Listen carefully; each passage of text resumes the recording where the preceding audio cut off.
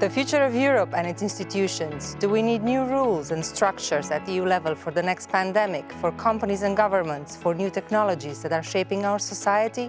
All these questions are on the table for citizens to discuss during the Conference on the Future of Europe that began last month in Strasbourg and will continue until next year. During today's Let's Talk About the Future of Europe, organized by the EPP Group, we'll hear from President of Romania, Klaus Iohannis, and two leading members of the European Parliament, Group Chair Manfred Weber and Vice Chair Siegfried Mureșan.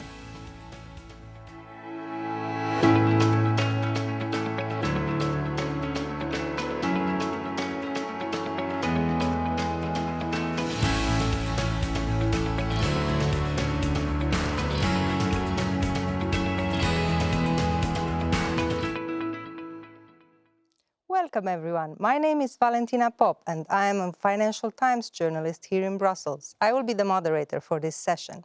Our setup, as we've become accustomed in these pandemic times, will be a little mixed. President Klaus Iohannis is joining us live from Bucharest, while here in the studio we have EPP Chair Manfred Weber and EPP Vice Chair Siegfried Mureșan. We will strive for a lively debate despite the screens that separate us, and we will take some questions from our virtual audience at the end. First off, let me introduce President Klaus Iohannis, who in 2019 hosted the Sibiu Summit, where EU leaders first brainstormed about what, if any, changes should be made to the European Union's architecture. At that time, Mr. President, discussions were revolving mainly around Brexit, but since COVID and the climate crisis, where do you see a need for change? What is Romania's vision for the future of Europe? Does it want to transfer more powers to the EU level, or on the contrary, give them back to member states? Mr. President? Good afternoon to all of you. It's my pleasure to greet you and thank you for the invitation. It's, I think, extremely important to be a part of this discussion, and the COVID-19 pandemic was an unprecedented stress test for Europe. This crisis has threatened the very foundations of the European project, the free movement, the functionality of the Schengen area, the internal market, the fundamental rights, the economic and financial system, and the Union's relations with the rest of the world. Against this background, it becomes obvious that the new changing European and global context requires a process of adaptation to new realities and of reloading the European project. This process, based on the lessons learned from the current crisis, has to lead to a stronger Europe capable of providing solutions for today's challenges. The Conference on the Future of Europe should give the citizens the possibility to indicate where the European Union's action is important for their life. The 10 commitments highlighted in the Sibiu Declaration, which you mentioned, remain fundamental for this reflection as the Union continues to entail unity, solidarity, cohesion, and a pragmatic, action-oriented approach. The dialogue on the future of Europe will need to offer a medium to long-term vision for the European Union. We need to increase the European Union's resilience, enhancing its capacity not only to tackle emergencies, but also to adjust and drive reforms that will prepare all of us for the opportunities and challenges of the future. In this endeavor, we do not start from scratch. There is already a good basis reflected in the European Union Strategic Agenda 2019-2024. Building upon this basis, I think it is appropriate to address three dimensions that will increase the European Union's preparedness for the future. The increased strategic resilience, the enhanced cooperation with the neighborhood, and more developed foresight capacities. The strategic resilience of the Union needs to start as an internal process of transformation and construction. As shown in the first stages of the crisis, it remains essential to ensure the functioning of the single market and the free movement in order to allow the vital flows to move and ensure access for all European citizens to the necessary goods in time. On the longer term, the resilience shall be built by taking decisions that will limit the European Union's dependencies. We should not forget that within the European Union, the level of development between the member states and regions is unequal, thus requiring a sustained effort to ensure that the future leads to more cohesion instead of widening gaps. For the European Union to be resilient, we also need a human-centered approach when designing policies and actions. In this context, I would make a strong plea in favor of investing in education and lifelong learning. If not addressed in time, the low skills or low pay model, whatever you want to use, correlated with the economy of the future, may generate further development gaps within the European Union, which could affect our societies and challenge the digital and green transformations. The European Union resilience will also need a resilient neighborhood, the Western Balkans, but also our neighbors in the Eastern and Southern neighborhood.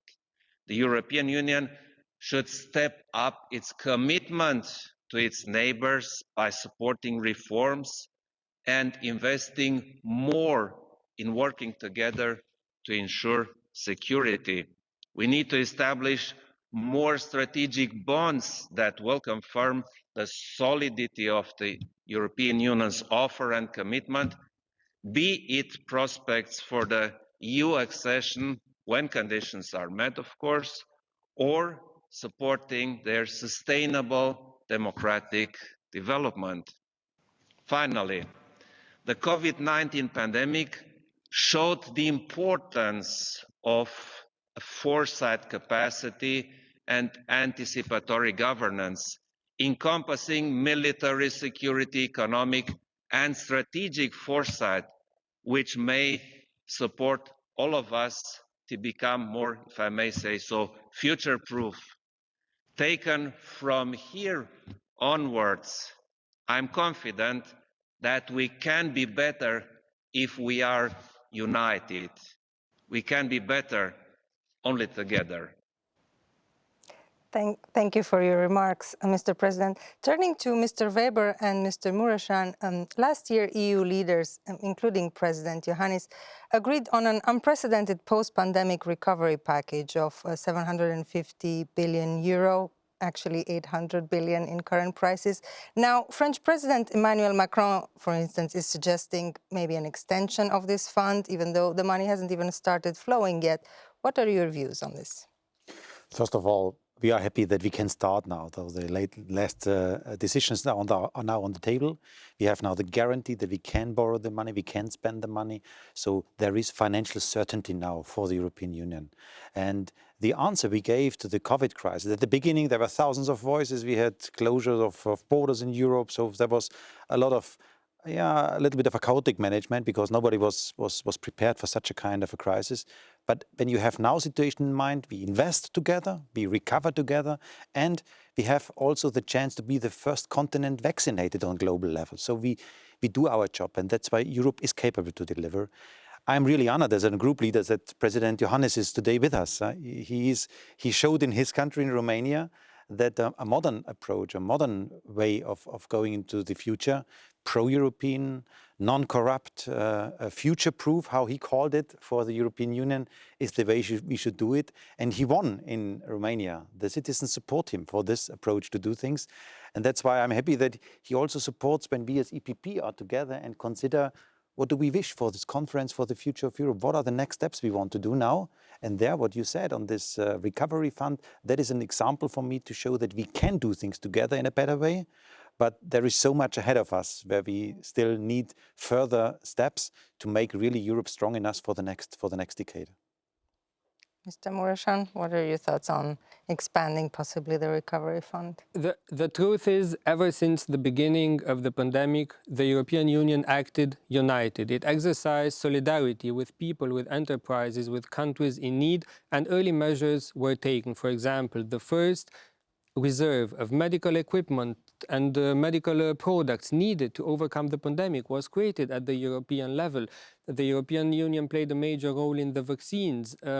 We flexibilized completely the rules to access EU funds so that money could be used where it was needed during the pandemic. In our home country, for example, in Romania, the government put together a package of 350 million euros, which could be used for people who temporarily were in unemployment during the pandemic. But soon, of course, we all together realized that the economic consequences of the pandemic will affect us in the medium term, and this package of economic support, the largest economic recovery package ever created by the European Union, was put together. The philosophy behind it is new and it is unique.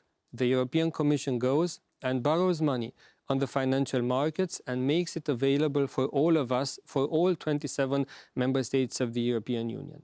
Some countries say this should become the new normal. This should continue afterwards. Some others say we should be responsible for our own public finances, each of us at national level. The common denominator was that in times of crisis, we act together, we borrow together, and we make the money available where it is needed. I believe that after we overcame this pandemic, the most important thing is that we all act responsibly with public budgets, that we do not overspend, because if we act responsibly, then whenever a new crisis occurs in the future, we have enough savings, we have enough space of maneuver to help those affected by the crisis. I wouldn't exclude that we do again a European package of support if a new crisis occurs, but I believe that for the day-to-day business after this crisis, all of us, we have to make sure that we respect European rules and that money is spent with care in each of the member states. And staying on the topic of the recovery fund, Mr. President, your government has had some issues in aligning the spending priorities with those agreed at EU level, funding a transition to a greener and more digital economy. Do you see a broader difficulty in some countries, including Romania, where public spending is geared to more pressing needs like schools, hospitals, roads and railways, and may not make full use of the recovery fund?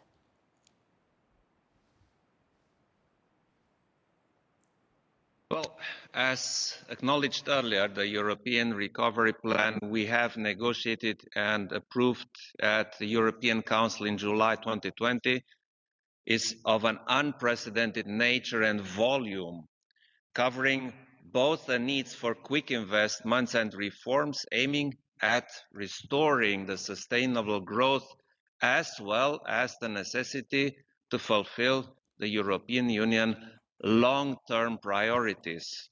As for Romania, we have been constantly preoccupied during the negotiation process at the European level about ensuring considerable resources which could further support our investment and development needs, together with setting the ground for preparing our economy and society for the requirements of the future, including digital and green transitions.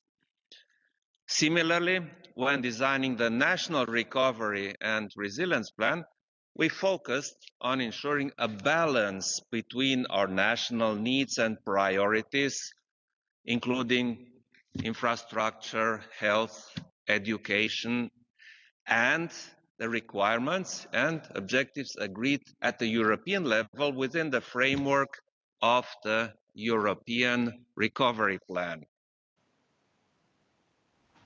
Thank you. Mr. Mureșan, you have spearheaded a campaign here in the European Parliament for more transparency on how countries are using the grants and loans from the Recovery Fund. How much insight will the Parliament have in the end? And what happens if money is misspent? The truth is that we are going to spend in the next years more money at European level than ever before. 1,100 billion euros in the next 7 years from the traditional budget of the European Union, money which goes to farmers, to researchers, plus the 750 billion euros from this recovery package, money which will help us to recover after the crisis, modernize and enlarge existing hospitals, build new hospitals. And the President has just said it, education should also be a key. In our home country, we will use the recovery package to also help modernize the education system, make schools more digital, and prepare the children for the jobs of the future, which will require new skills, which will require more digital skills. And fact is, the more we spend, the more we need to make sure that money reaches the people for which it is really intended. The more we spend, the more transparency we need and the more control we need. And this is why we here in the European Parliament fought a lot with Chairman Weber for democratic legitimacy, for the Parliament having a role in this process, and also for local and regional authorities playing a role, because it is in the regional and local communities that the money will arrive and it will make a difference. And likewise, we are the political family which defends the rule of law. So we also fought for a strong role of the newly created European Public Prosecutor in this process. The money from this important recovery package, the European Public Prosecutor's Office will also have a competence to investigate, to make sure that it reaches the people that it is intended for. The European Anti-Fraud Office, the Court of Auditors, they will all have a role because, as I said, we are borrowing now for the first time at this unprecedented level. At the end of the process, people need to have a feeling that money was well spent, efficiently, fraud, irregularities, if they ever appear, to be tackled properly. Of course, Hungary and Poland are not part of the European Public Prosecutor's Office.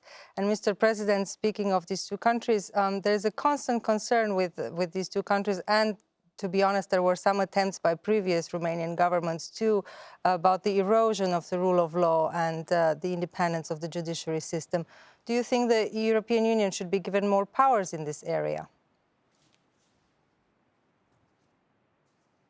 The values of democracy, rule of law, and fundamental rights are the cornerstone of our union, with a direct and very significant impact on our institutions and the life of the European citizens. These values are shared by all member states, representing the fabric of our societies, as well as the main principles that are projected by the Union outside of its borders. They're also something to continuously work on and be vigilant about. This is the reason why the Union has developed a comprehensive toolbox of instruments in this area over the years, which includes mechanisms such as the infringement procedure, the country-specific recommendations in the European semester, Article 7 procedures, and the very recent budgetary conditionality designed to protect the European funds against rule of law violations. Last but not least, the new and comprehensive addition to this rule of law array of tools is the EU-wide rule of law mechanism launched last year. Based on this toolbox, which adds the European dimension to the instruments we all have and use at a national level, I would say that the Union is well equipped to manage challenges to the rule of law, and it is up to all of us to make use of the tools at our disposal. Thank you. If you allow me, I want to underline especially the latest step on this tools in front of us was a rule of law, is a rule of law mechanism. We managed this during the period where we discussed about the MFF together with the Recovery Fund, 1.8 trillion euros, a lot of money in front of us. And we did it together then, and the European Parliament played a key role. And we want to assure citizens that we spend money in the European Union based on the basic principles of rule of law.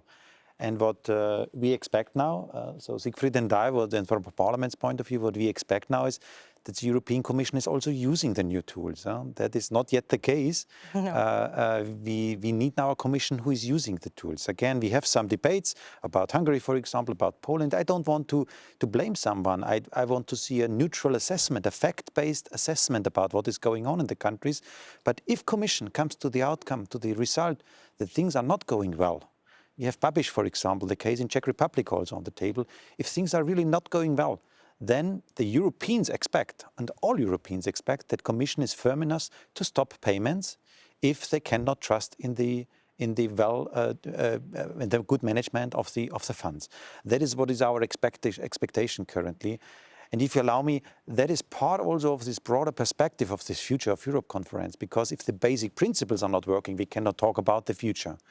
And what I would wish to see in this conference, having also the words of President Johannes in mind, is that we try to identify some kind of dreams for the future of Europe.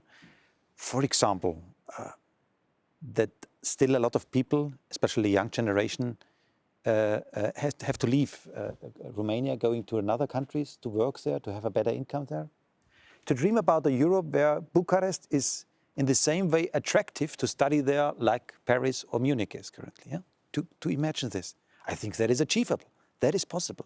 Or having in mind that we have in today's European Union the challenge that on foreign affairs issues, Russia, for example, the big challenge for us, we are not capable to really find strong, immediate reactions. In Belarus, it was now a special case, but generally speaking, we are very weak on these points. And I think to dream about a Europe where we really speak defending freedom fighters in the world together immediately with one voice.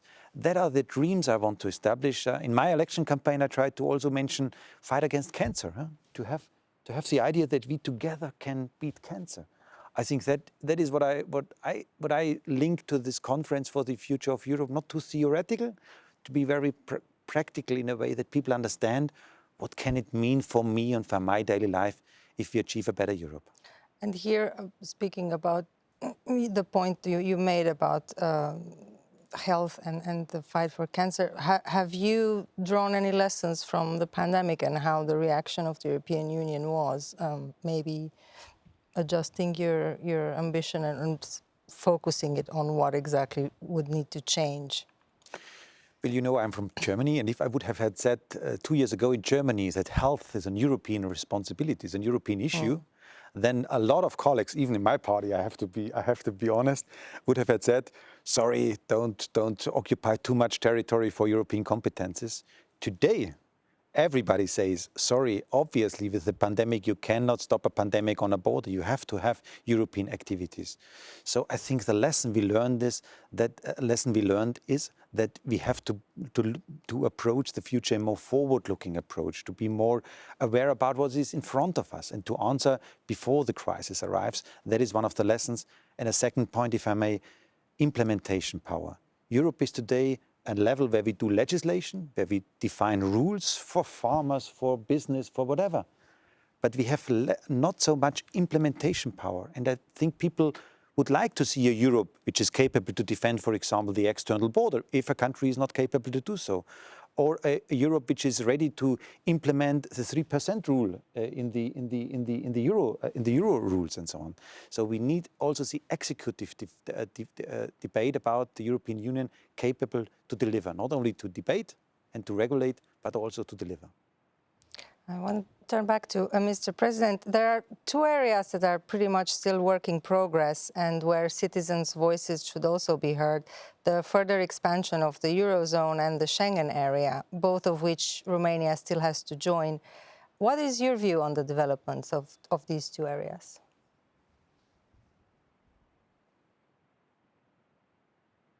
Well, Romania aims to be at the center of the process of deepening the European integration and further strengthening the European Union. Both the Schengen and the Euro areas represent fundamental pillars of the European construction. Romania's membership, both to Schengen and to the Euro area, is an important step in strengthening our participation in the very essence of the European project. The recent evolutions at the European Union level, including the effects of the pandemic crisis, have highlighted certain deficiencies in areas on which further work is needed to ensure better equipped mechanisms and features in both Schengen and Euro areas. From this perspective, Romania intends to take an active part in all démarches aimed at addressing these challenges. With respect to Schengen, under the developments generated by the health crisis and the measures taken by some member states, the functionality of the Schengen area has obviously been severely affected. Nevertheless, joining the Schengen area remains a major political objective for Romania and a commitment that our country has assumed through the EU accession treaty. Romania actually has been meeting the necessary criteria for more than 10 years now, being an example in terms of ensuring security for the European Union. We hope that our consistent efforts will be recognized soon and the solution for finalizing the process will be identified in due time. At the same time, the accession to the Euro area is one of Romania's key medium-term objectives. And picking up on what Mr. Weber was saying, Mr. Mureșan, on the budgetary side, do you see any room for more funding going to healthcare and research? Would there be need to expand EU's powers in this area? Listening to what the President said, the reflections about the future of the Euro area, the future of the Schengen area, listening to the Chairman, to the fact that people expect that we do more in the area of health, I can only say one thing. We saw throughout the last crisis, both in the economic financial crisis 10 years ago, in the migration crisis 5 years ago, but also now, people expect the EU to solve their problems. And in order to solve the problems of the citizens, we also need the tools to do that. And one of the essential tools is, of course, the budget, a robust budget, following the following philosophy. You know, if we have to do more, the budget also needs to be more ambitious. We cannot do more with much less. And this is what we fought together for. The 27 heads of state and government agreed last year, as the President said, on the recovery package. We also supported it in the Parliament. So what I want to say is, if the Union has new priorities in the area of security, digital, greening, we also need to allocate sufficient resources. And to your question concretely on whether we should allocate more money to health, the answer is absolutely yes. Since the beginning of the pandemic, we as an EPP group demanded the creation of a special EU healthcare solidarity fund. We proposed 50 billion euros there for hospitals. In the end, the big recovery package of 750 billion euros for the whole economy was created, but it is clear that most of the countries will use a significant part of these money also for their medical system. And in addition to this, in the new budget of the European Union, we have a new health program of 5.1 billion euros, which will be used to deploy medical personnel wherever it is needed in the European Union, to train the medical personnel for such European deployments. It will be used to acquire at joint European level medical equipment to have enough supplies, and it will also be used for research in the area of pandemics and dangers in the area of health, so that we would be better prepared in the case of any unexpected, any type of a pandemic development in the health in the future. So the answer is we are already doing more in the area of financing health, and I think we should continue on this path in the future. And is there any room for maneuvering in the budget for, let's say, next year, just the EU budget? Like, does the Parliament have any wiggle room there?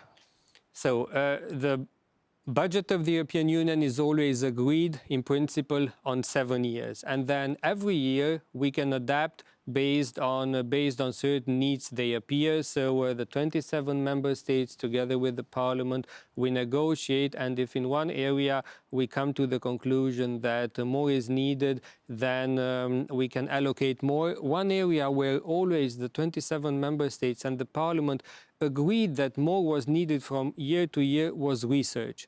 And I expect us to be able to fund more research, particularly in the area of health, if we come to the conclusion that this will be needed to better protect the people in the next years. I want to take some questions from the audience. The first question comes from Nore in Belgium and is addressed to Mr. President. It's about disinformation and misinformation campaigns which have plagued the EU in recent years. How can Romania and the EU as such fight these threats?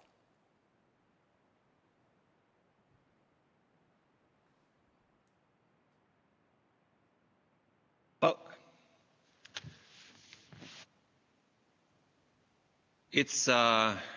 it's quite obvious that we face more and more threats, and one of these threats is disinformation, misinformation, and unfortunately these phenomena become very present in today's world. Many countries, especially the Western democracies, are subjected to campaigns directed precisely through such means. And we all certainly need a way stronger response.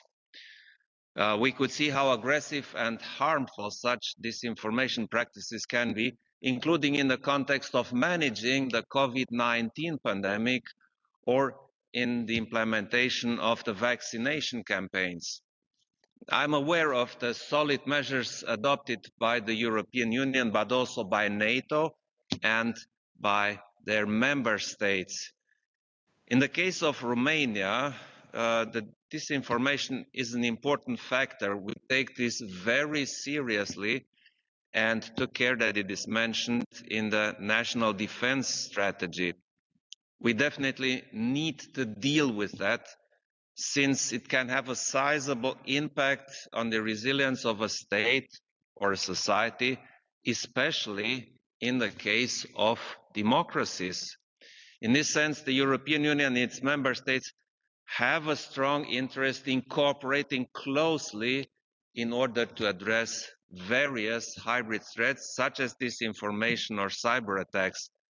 Since you asked about what can be done to deal with that at the European Union level, I would say that the Union needs to show strong solidarity, communicate effectively so that disinformation cannot hold, and focus on consolidating all the aspects of its resilience.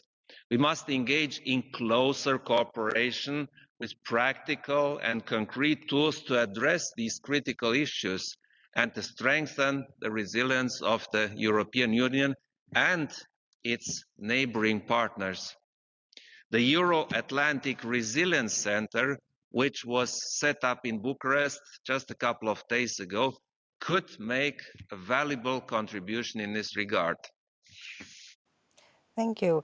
And staying on the subject of security, there is a question from Florin in Romania, who is asking, will the EU finally lay the groundwork for an EU military rapid reaction capability? I hope so. That is that is one of the challenges for us. I think the next 10 years, it's a lot about having today's European Union in mind. It's a lot about foreign affairs, about how to manage the European Union's interests in the world. And their military capacity is needed. So I strongly believe that the key pillar of our security is NATO. So that is a basic pillar of what we call security. But the European dimension of defense is currently dominated by, frankly speaking, a lot of waste of money. We do things several times in the European Union. Look, for example, on cyber. We spoke about disinformation, but look to cyber war, look to the cyber attacks. A few days ago in Ireland, the health system was attacked, and public system was attacked. And we know that, for example, Russia, China, they have an interest to do so. So we all face the same challenge, but we try to give an answer on 27 level. So for me, this would be a case where I say, let's start, because it's a modern form of defense in the cyber war perspective. Let's do it at the beginning together. Let's create a European cyber defense brigade in the European Union, where you have the experts, and we all look for these experts because we are lacking them, the experience and the knowledge they have. Let's put all the experts together and let's defend together our European internet infrastructure. That could be a very concrete initiative to start with this common European defense idea, especially in the field of cyber. And we also have a question from France, where Nathan is asking how Europe should react to the rise of Eurosceptic political forces. Mr. Weber, if you have any thoughts.